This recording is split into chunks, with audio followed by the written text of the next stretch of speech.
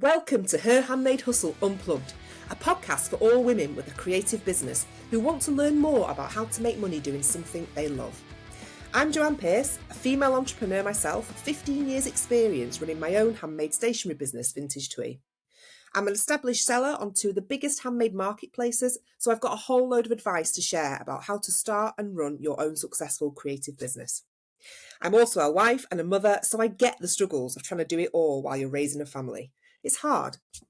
Alongside running Vintage Twee, I'm also a mentor for other women like me who desperately want to work for themselves but just need that bit of support to get going and get their business dream off the ground. I'm a friendly northerner, I'm open and honest with a huge heart and a real fighting spirit, and I'm living proof that you can achieve anything that you set your mind to, even in the face of adversity. This podcast celebrates the selflessness, strength and resilience of women in business. So if you're ready to ditch the 9 to 5 and learn how to start your own successful creative business, you're in the right place.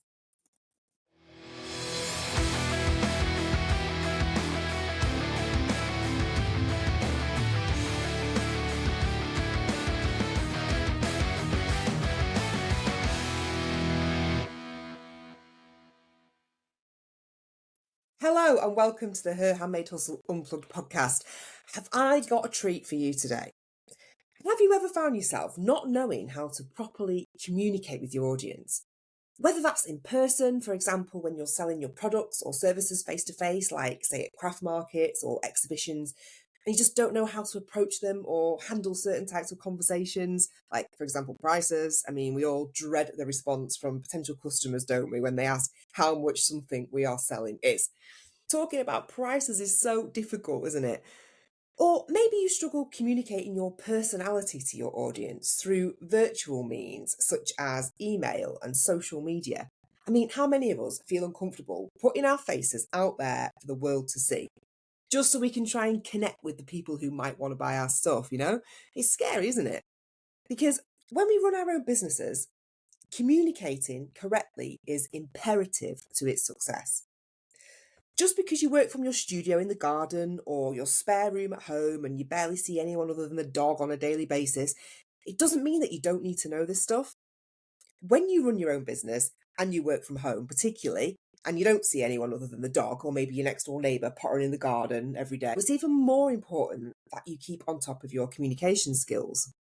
Like, use it or lose it. That's what they say to you, isn't it? When you have physio and they encourage you, force you to get up out of bed on day one after you've had major surgery, just to start working on that hip or leg or whatever it is you've had operated on. They take no prisoners, physios, do they? And they say if you aren't practicing these skills and flexing these muscles, then you're going to lose the art of how to do it altogether. And that's the same for communication. So actually, even if you do work from home and you only have meetings with yourself and you don't do craft fairs or meet your customers face to face, you still need to know how to communicate effectively through your keyboard to get those sales in. So today I am talking to a lady who knows everything there is to know about being a superstar communicator. Like literally, like that is the name of her business. She makes a living helping people present the best version of themselves in all of their business interactions. Whether you're meeting people face to face at craft fairs or pitching your products in a shop that you've always wanted to be stocked in, or even just trying to get your personality across through your social media channels so people resonate with you, trust you, and ultimately want to buy from you. Well, Susan Heaton Wright is the woman who can help you do all of this. And she's here today talking to me on the podcast because a lot of us are the type of people who often feel more comfortable hiding behind our work, don't we? Like some kind of creative ninja, which is a cool skill to have, yeah, but invisible businesses don't pay the bills. Susan is a multi-award winning businesswoman. She's an international keynote speaker, former prize-winning opera singer, like how cool is that?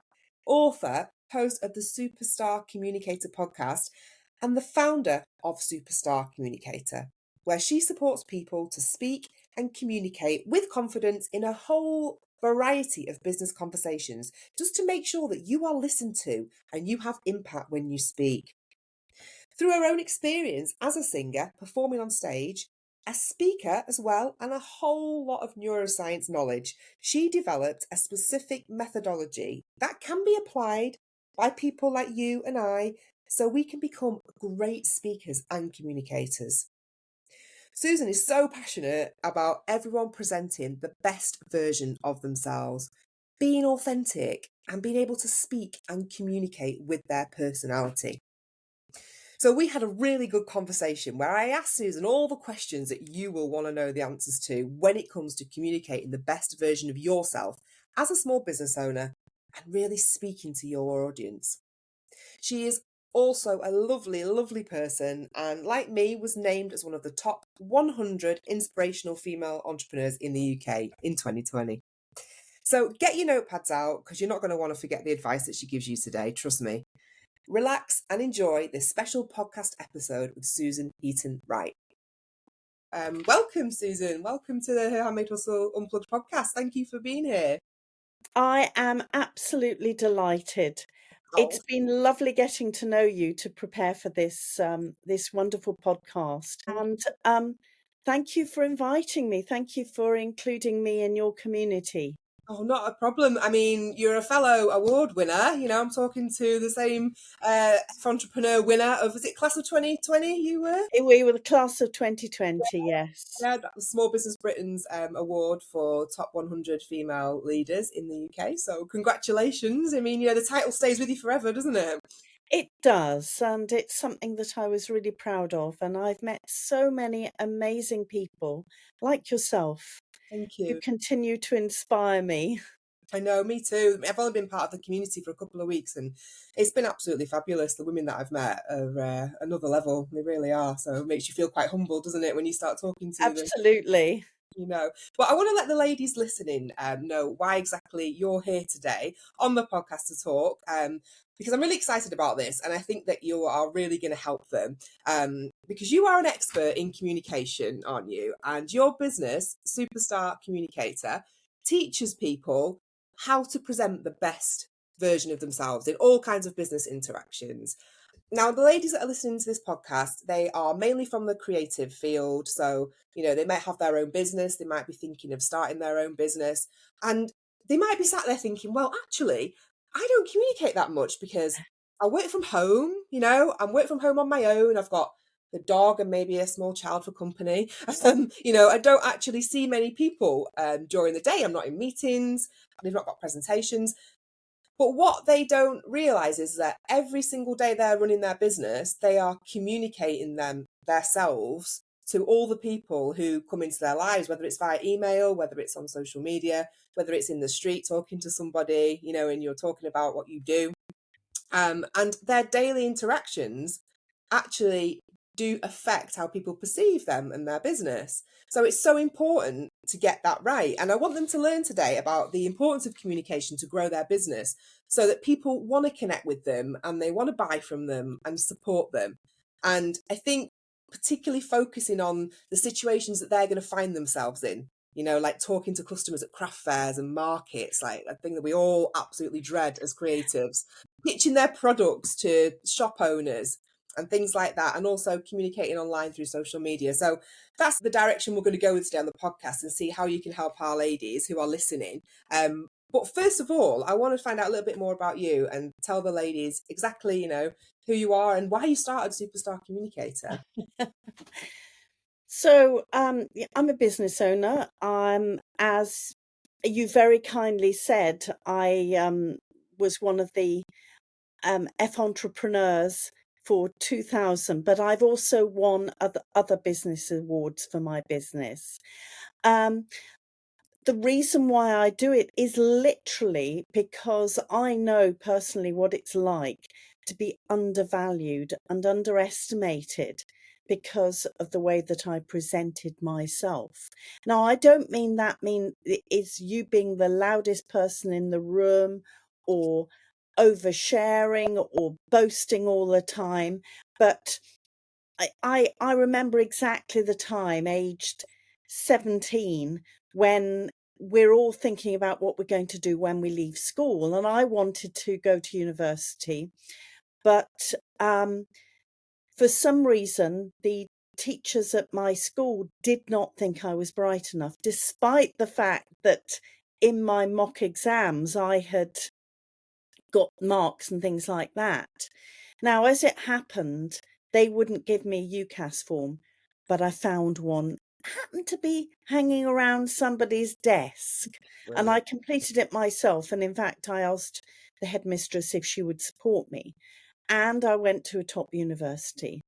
Amazing. Now, yeah, yeah, and got offers at all top universities. Now, I could be really about this, but in fact, there's a lesson to be learnt from that. And that is that for whatever reason, I was not presenting the best version of myself, so that they had almost the confidence that I would be good enough to do the exams, to deliver on the day. Yes. And my whole mission, the whole why round Superstar Communicator is that there are many people, of which creatives are part of that group, who might not for some reason present the best version of themselves. So either people don't have the confidence in their services or their abilities, or because they don't show value themselves, other people will take the mickey out of them. Absolutely. I mean, I can relate to that when I first started my business as well, my stationery business 15 years ago. And, you know, getting out there and promoting your products to people that you don't know and you've never met is hard. You It's know, it very takes some difficult. guts, yeah, to get there behind a stall and say, you know, this is what I do. Will you spend your hard-earned cash on it? And I think a lot of women listening would really relate to that and appreciate sort of any kind of guidance that you can give towards how in person to start with, they should be presenting themselves in a way that exudes confidence, even if they don't feel it inside, because people think I'm a confident person. You know what? I'm really not. It's funny, isn't it? Uh, Yeah, but you know, it's a mask that we put on, I guess. I think so. I think first and foremost, you need to value what you do, because Yes. if you're not able to demonstrate that to other people, they will they'll take the mickey, won't they? You know, I suspect your business, you started within the wedding industry, Yes.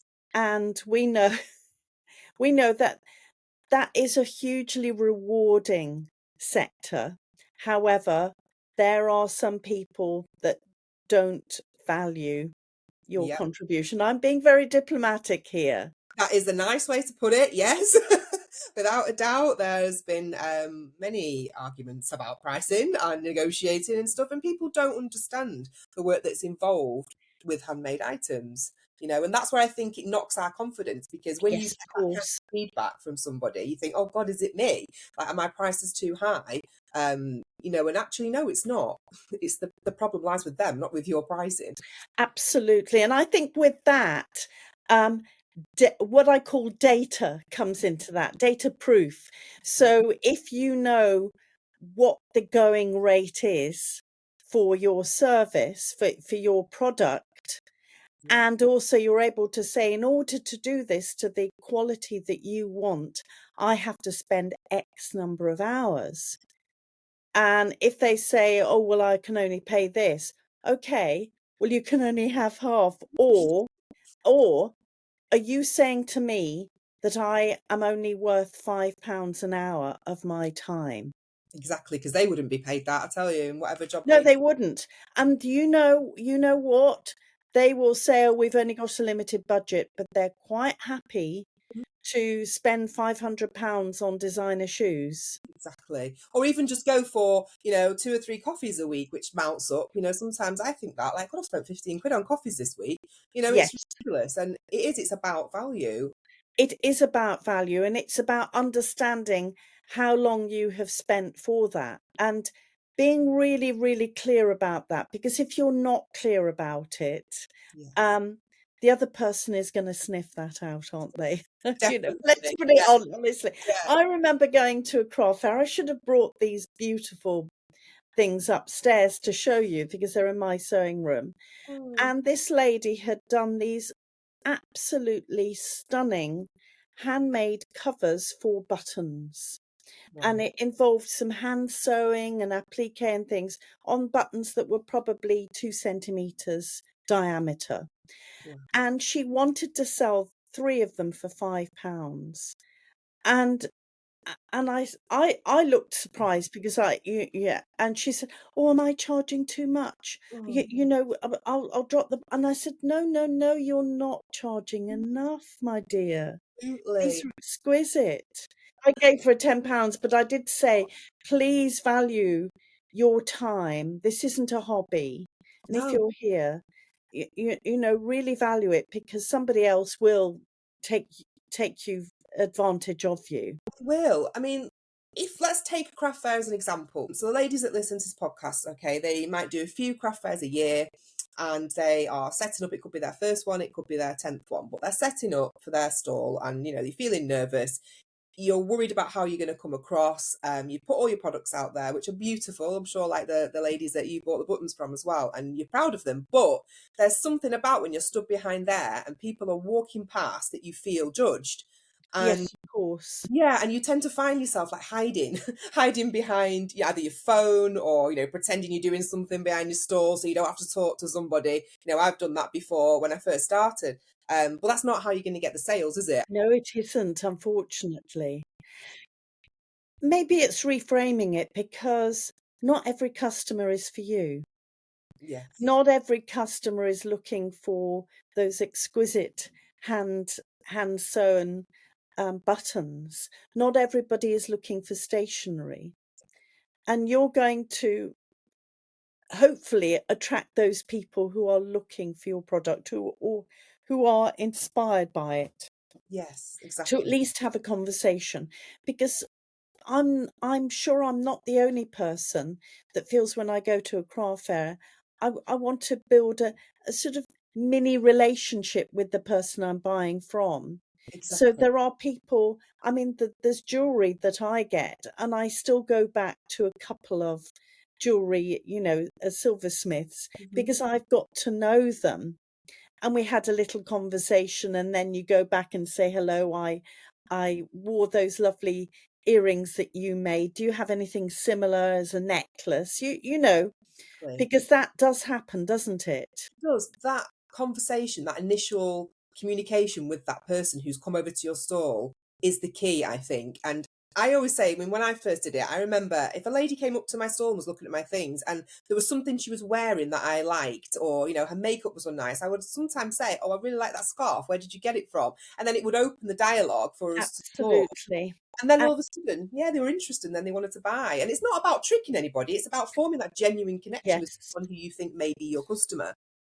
Absolutely, and, if it goes no further, it doesn't matter. It Yeah. might be it's not the right time, but they might say to somebody else who's also at the craft fair, "Oh, I just spoke to that lovely lady who does stationery.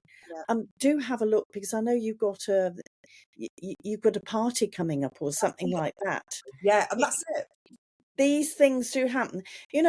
I sew, and sometimes I go to sewing exhibitions, always dangerous because, the money I bet aspect. it is. Yeah. Um, but there is one particular designer who does patterns and sells a bit of fabric and things like that on every single occasion I have gone to these fairs. When I've walked up, she's either blanked me or gone on her phone or started talking to one of her colleagues. Yeah, Now, I'm probably not her customer, but it doesn't matter. doesn't matter. I Absolutely. I've got a very negative perception of this particular person, Yeah. which might not be very fair. No, but I totally get it. It presents the wrong Yeah, um image of you, doesn't it? And your business. Like you don't really care. You're stood there and you can't be yeah. bothered. Oh, middle-aged woman, she's not my target market. Yeah, you never know who's You walking do not know. you And know. likewise, it might be that we all know of people that say that someone goes past and says, "Oh, that's not very good," or, "Oh, I could make better than that." Let it go. We've all heard It's it. their problem. Yeah, we've all been there, haven't We we? have, absolutely. I mean, I've had people before like pick stuff up that are looking for their wedding, and I've seen them muttering to their fiancés with them, going, "Oh, should we get a picture of that and we'll make that ourselves?" And you can see them with their phones out, and you're thinking, "Oh, I can hear you." It's really rude. Wow. So rude. Yeah, But it really is. And good luck to them. yeah, exactly. They'll come back to me when they can't do Yeah, it. they'll suddenly realise how long it's going to take. Yeah, they will. So for the ladies listening then, do you have any tips on how, they could open a dialogue with potential customers that are coming over to their store? Like how should they be presenting themselves? Obviously body language says a lot, like we talked about, if you're on your phone, if you're shying away. Can you give me sort of like an idea of like the next time they're setting up at their stall, how they could be presenting themselves to, yeah, to try and sell their work really and start that dialogue with somebody? That's a really good point, setting up the store, because, you might have little stands and you've got all these stands in front of you. You're peeping through. Happen easily. That's a great thing about these stands, isn't it? The way you It actually. is a great thing, but if you're sort of almost hiding behind them, Mhm. it's not going to be so good. So No. either stand in front of your stand or have a gap so that you're going to be there so that you can be ready to speak. Yeah, I love it when I see somebody creating something. However, the problem there is that you might be concentrating what you're doing and you're not engaging with the person. that's true. So in that case, it's always worthwhile having a second person to engage. So you could be actually making the things and or would you like to see what Joanne does That's a good and idea, have actually. have a conversation there. But I like the idea of small talk. In fact, somewhere I've got some small talk bingo cards Oh, have you? Oh, that I often do with networking, because conversation and building trust mhm. and building reputation is all about finding things that you've got in common with each other. It is. And how do you It do that unless you do a bit of small talk? You and know? small talk is your friend here. So like you said, Joanne, about saying to somebody, "Oh, that's a lovely scarf." Mhm. Not only does it make them feel special, they relax. And then they have a conversation. Even if they do not buy from you, Yeah. they will have a feel good effect about it. Yes, they will walk It away thinking she was nice. Yes, and it will make you feel better as well, rather than nervous. You know that there are things there. So I think that picking on something that they're wearing, "Oh, that's a lovely hat," even if it's hideous or makes them look really silly. Uh, that's a lovely hat. Oh, have you travelled far? Yes, that's a good one. Um, yeah, I love that one. Is there anything specific that's coming up Yeah. that you're looking for? Um, oh, you've got a birthday. When's your birthday? Oh, you don't look 60. Yes.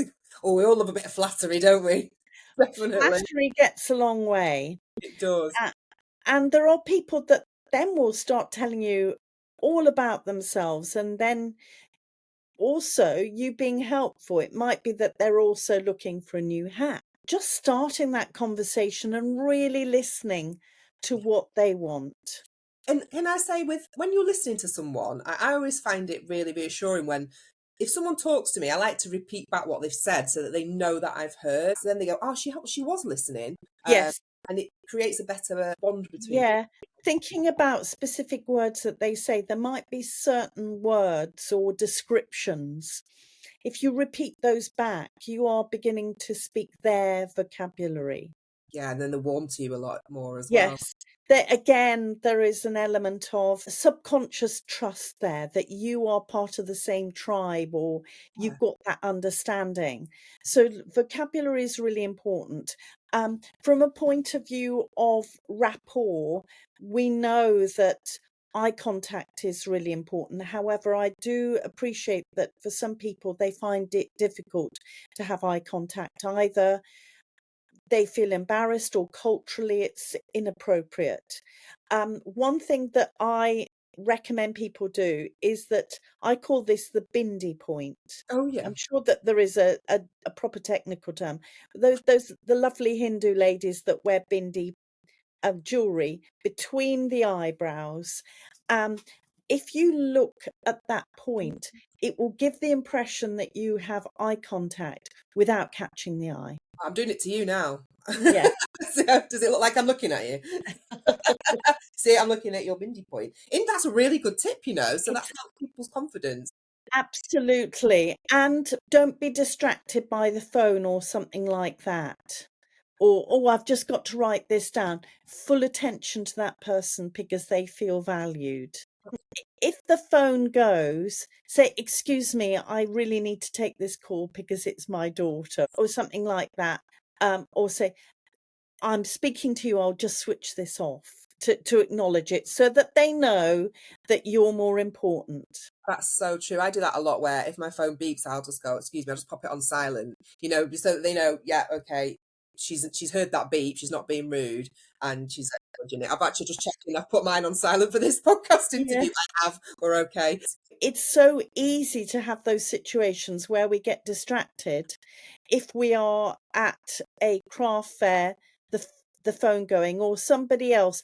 Oh, if you're mid-conversation, then somebody asks you a question from another stall or something without reading the situation. Yes, good point. I mean, the situations you find yourself in when you're in these sorts of environments are so unpredictable, aren't they? And you don't know. They And really are. and that's what makes people nervous when they're communicating because you don't know what someone's going to say. So, you know that an organizer might come up whilst you're talking to somebody and butt in. Uh, You need to manage that and say, "Can I come back to you in a moment? I'm speaking to this lady." Definitely. And And that's showing that you really value that person, because I would walk away as a customer. I wanted to talk about still within that setting for now about the craft fairs. If you get a customer that comes over, and I know that a lot of people will be wondering this, and they are questioning your prices. So say like you've got something priced at £10 and they come over and they're picking it up and they're turning it over and they're like, and ahhing, and you can see that they're going to enter a negotiation with you and you put your prices on there. Like, I know a lot of women struggle with pricing and the confidence to say, actually, that's what it is. How would you suggest dealing with those bargain hunters, let's call them for to be kind, the people that come over and go, oh, well, that's really nice, but would you take £8 for it? It's not a market stall. It's, Well, maybe say that. yeah, but be really direct. I Yeah. would. If they've been direct to you, you're Yeah, actually matching their style. that is so true, isn't it? And say, and if they push back, say, "This price is based on the amount of work that goes into it, the actual costs for the Yeah, materials, and comparing it with what else is on the market." yeah, absolutely. I don't have discounts here No. unless you want to get 10. Yeah, exactly. Yeah, if you're happy to buy 10, then of course I'll knock a bit off for you. But no, you're right. It's having that confidence to say no. This is From the word go, being really strong. Yeah, I read something the other day saying, don't let your discount diva out because that person that's always there saying, okay, yeah, I'll give you 10% off before they've even said they're going to buy it. Absolutely. This is the thing. If you are discounting straight away, you are devaluing what you're saying, what you're doing. Yeah, and let them move on. It's not for them. Let them move Yeah, on. absolutely. If they're in for a bargain, go to the market. Yeah, quite right. In the wrong place. So to switch the context then, so we've done craft fairs and talking about presenting yourself to the public, but what if you are a small business owner and you are presenting yourself to another business? So let's say, for example, you've always wanted to stock your products in the local high street shop, and they've given you the chance, you've sent an email and they give you the chance to go in and say, right, this is what I do. I know a lot of ladies feel uncomfortable again in that situation of going in and pitching themselves, selling themselves. Like, how can they increase their confidence in this kind of situation? Okay, this is a really good question. I created the Superstar Communicator methodology, Hmm. and it's a 5-point way of really, really thinking about those conversations. Yeah. I spoke earlier on about my why, my purpose, why I do what I do. And the 5 points are audience and purpose, content, preparation, your body language, performance, and your voice. Okay. Okay, so first of all, you need to do that preparation and finding out who you're talking to. Yes. Find out about the business, what else they have in stock, what sort of prices. Yes. Do your research. Do your research, but also how much you would be prepared to sell the products for. Because quite often, some of these stores, they'll say, well, commission is 50% or whatever. Mhm. And you need to understand how much you are prepared for them to take beforehand. Yeah, so it's not a shock when you go in there. You might find out that it is 50% beforehand. You could always ask, or they negotiate on the day, and you've got to work out in your mind what is the minimum you are prepared to take yourself, or what the situation is. Do you sell it to them and then they have their own markup? Yes, so have that in your mind before you go in. Yeah, Okay. find out who you're going to be speaking to and find out a little bit about them. Yes, exactly. So it might be that you find out that somebody has got a child at your school, for example. Yeah. Immediately in that small talk, you're going to have some rapport with them. You're building that trust. So find out similar things about them. Do that research. You might find that they live right next door to your best friend. Mm. You might have met them before. All of those sorts of things. You might go to the same rugby club. I don't know. Yeah, that's And brilliant. th those sorts of things will make a massive difference. I remember pitching to one of the Big 4 accountancy firms to do some work during lockdown, in fact. Yeah. And I did some research of the person I was going to speak to, and it turned out that she had studied at the same university that my late uncle had been professor of neurology. So Wow. immediately I said that, we had a rapport straight away. Yes, that's fantastic, and it just makes them feel like they know you and they want to get to know you and they wanna Yeah, help you. but you've got something in common. It means that you are no longer strangers. So then when it comes to the conversation, really, really think about what you want to say. What do you want to get out of the conversation? Do you want them to consider your products that they can put in their shop? Yeah. Do they have seasonal things where they promote different things? So, for example, if it is Christmas, do they promote handmade stationery, for example, or diaries next year? Things like that. Think about your products and questions that you could ask, but also be prepared for them to ask you about your process, how long it takes, Mm. um, what you're prepared to do. Will you accept that anything that isn't sold will be returned? Isn't it? Being clear with them, but being clear with yourself about your boundaries and what you're prepared to accept. Yes, I And agree. then preparation. I would almost practice doing a little pitch. This Mm. is who I am. This is what I do. I'd love to work with you, and I believe that my products would enhance your range. This is how I work with you. The Um, practice is huge. Practice is a big thing, I think, when yeah, communicating properly, because even before we came on to do this podcast episode, I run through my notes, I have a look, and I just say it out loud. I say my introduction out loud, I pretend that the person's there already. God knows what my neighbours think looking through the window. I'm there talking to myself, but it helps. It really helps open up that line of communication, I feel. it does. It familiarizes yourself, and it also reassures you because you already know what you're going to say. One of the biggest points that people get nervous about is, what am I going to say? And if you've not prepared it beforehand, it's going to make life a lot more difficult.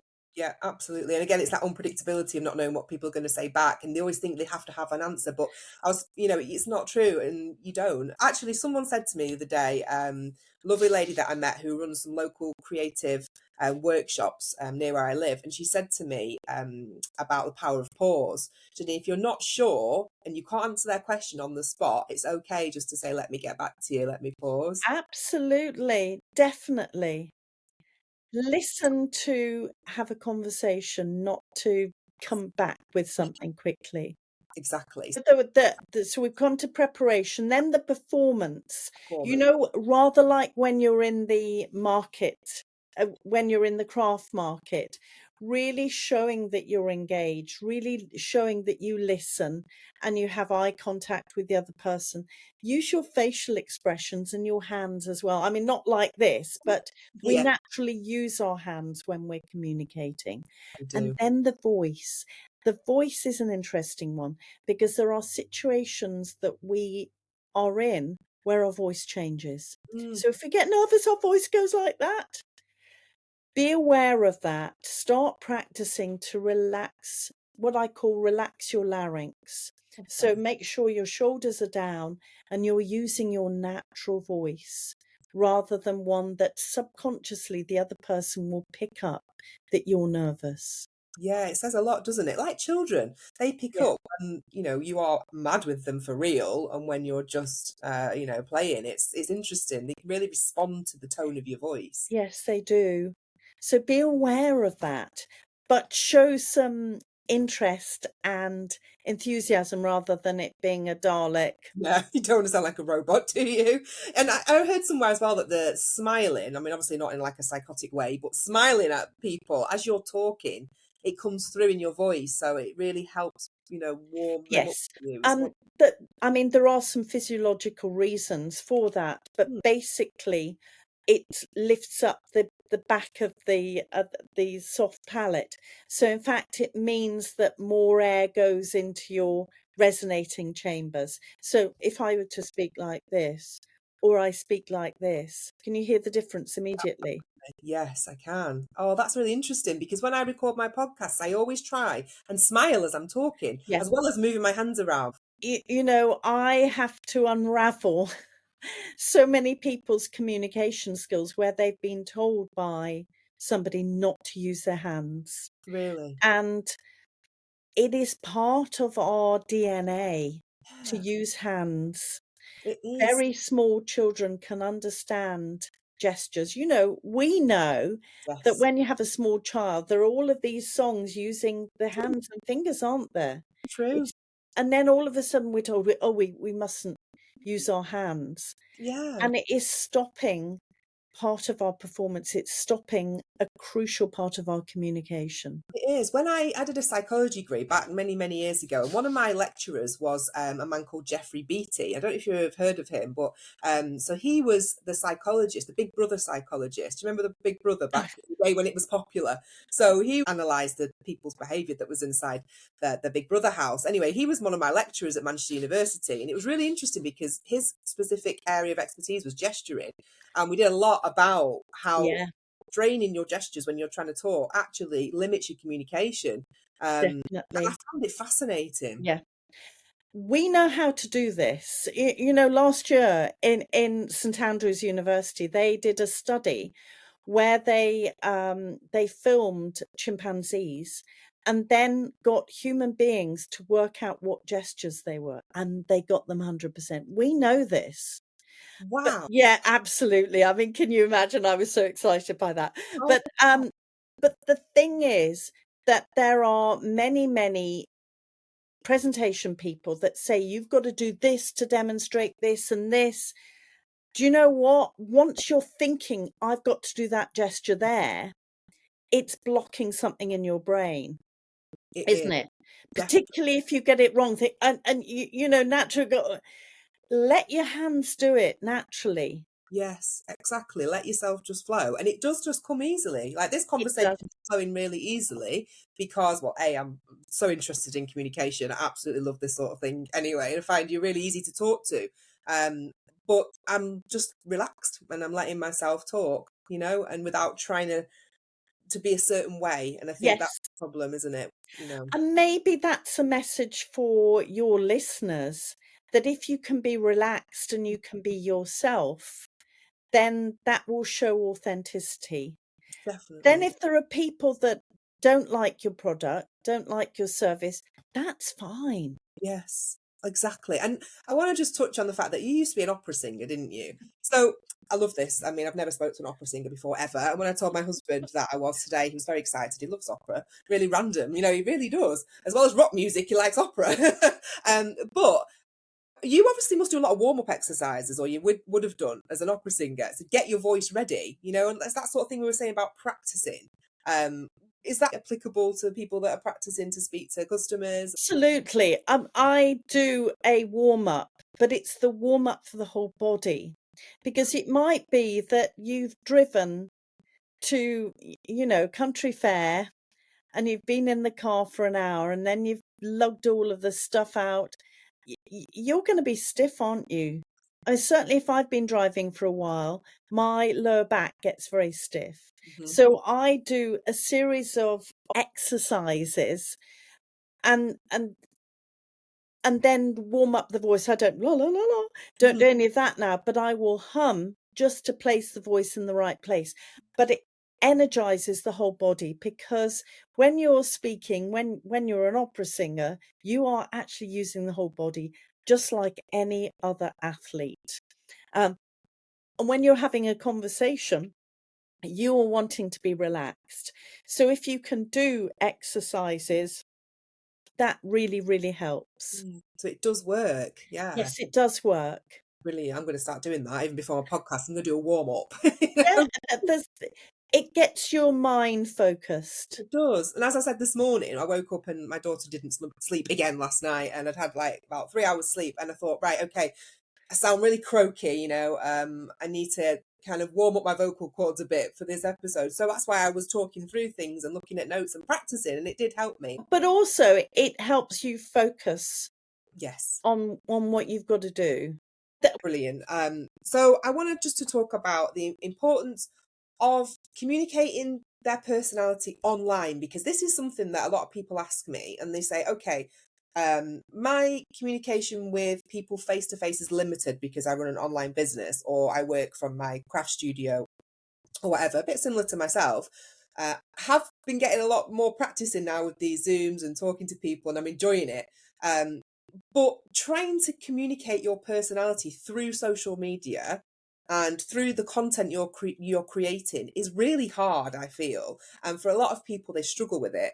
Um, and also, they're not confident. They don't might not want to put their face on social media, and that, I would say that's absolutely fine. You market your yes. way, but as long as you can get your personality across. So, like, how the hell do you do that? How do you get your personality across online when you're not actually face to face with somebody? Well, videos are brilliant for that. Mm, And as we know, there is a real increase in the number of videos on social media.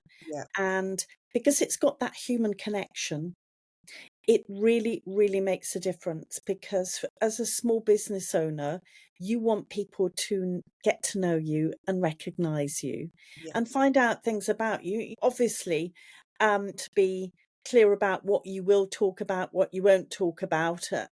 You might not want to discuss your family or where you live, things like that, of course. But they might want to know things about you. There are some small businesses that are brilliant delivering a little video every day about what they're doing. Mm, it's true, behind the scenes stuff. Behind the scenes stuff, or I'm setting up for this craft fair today, looking forward to seeing everybody. Please, if you've seen this video, do come up and say hello to me. Yeah, exactly. And That's and you could then do a series of photos of some of your products and you could do voiceover. So you mm. Oh, that's true. That's a really good advice. I didn't even think about voiceovers. That is such yeah. a good idea for people that might be lower in confidence and putting their face on camera, isn't it? Yes, so if they were to attend um, a craft fair, they could take a series of photos, or Yeah, they could do a little video of them coming in, setting up, and then doing a talk. Oh, this is me at this fair here. I love that. That is such a good idea. And just to help them sort of dip their toe in the water of getting themselves out there. Because a lot of the ladies who listen have just started and it's a bit Yes, scary to, you know, say, oh, here I am on social media. And I think a lot of people suffer from imposter syndrome. You of know, me course they do. You do, and you think like, well, who am I to be starting a business? Well, who are you not? That's what I Yeah. always. Well, you know, if you don't, someone else will take up that space, won't they? Absolutely, yeah, they will. And it's just you have to just do it. I always say you have to just try. You have to do it, and get yourself out there, but in a way you feel comfortable. From a point of view of videoing, what I would say would be to have a go. You might not want to post them, but True. start having a go, doing a 30-second. I'm going to my suppliers today, very excited because I've got a new design of stationery and I wanted to ensure that I'd got all of the materials to make it brilliant. Oh, that's good. Tomorrow I'll show you how I've progressed with this. You could do it over a few days Yeah. and you only need to do 30 seconds Just to try, just to see exactly. just to try. Even if you never post it, you've done it. You have done it. You could easily put it on your website at another point. Yes, that's true. I mean, my husband always says to me about the power of video, and he says you need to have something on your homepage where people can press play and see you. Like I say, 30 seconds where you say who you are, what you do, and welcome them to the website. And I think, Absolutely. Yeah. I, I do need to do that. Just never get around to it. I mean, I know that there are always going to be some people that will watch it. If you were to do, I'm doing this today and here are the materials, that they will copy it. And Yeah, you know what? You can't change that. no. But if you've inspired interest and if you have a call to action at the end hmm where you say, do contact me if you'd like information on this new range. Is there any sort of final words of advice that you can give anybody that might be listening? And I want to tell them more about, obviously, the Superstar Communicator. You've got a freebie, I believe, that Yeah, you. I do have a freebie, and also I've got this book which Oh, yeah, people might like. It's the wrong way round on here. I It's can called see the it. 30-day plan. Yeah. And what I do is there are 30 challenges. Oh, this looks Um, like my kind of book. yeah, I know. So smile when you speak. Hey, it came up as smile. As if by magic, smiling makes your voice warmer and more engaging. So you have a go at it. Yeah. How did it make you feel? And what positive outcomes did you have from that? And more notes for Mhm. every day. So some of these are more business in the office orientated. However, who you speaking to? You remember we talked about thinking about who you're speaking to. There are prompts every day thinking about those things. Be clear and concise. Send a brief agenda. If you've got a meeting, hey, I'm looking forward to meeting with you. Yes. I hope that we'll be able to talk about this and this and this. So that they could use that if they were going into a shop or to pitch their products, for Yes. example. Yeah, Yeah. that's a great idea. So I can send a link to that. I do have a presentation skills top tips, Oh, which might be the best one. that's a great one, actually. Yes. And what I always do, because I'm always researching, you did psychology, I did geography, Did flu you? data. Yeah.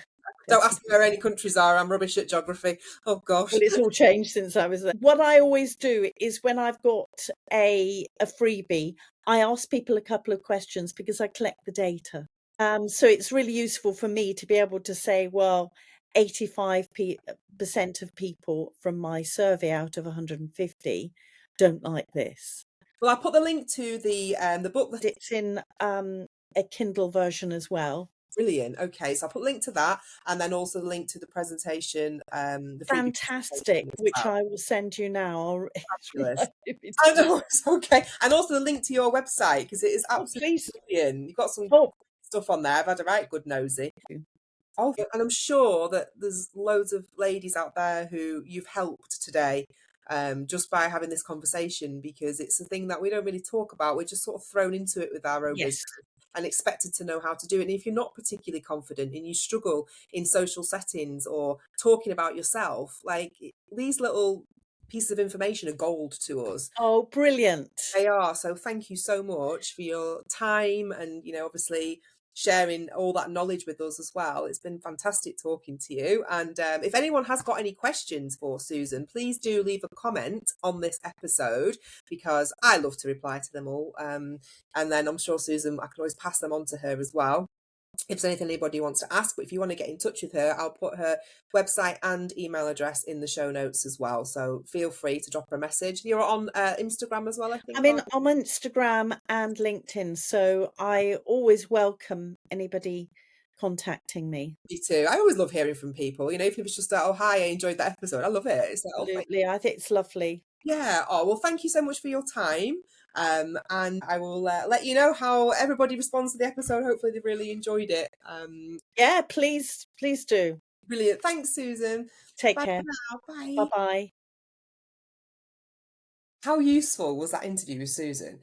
I really felt like she made that advice so relatable to us as creative entrepreneurs who might find it difficult to really put ourselves out there at times and just be confident talking about our business and our products or services, not just to our customers, but to the people we meet in everyday life.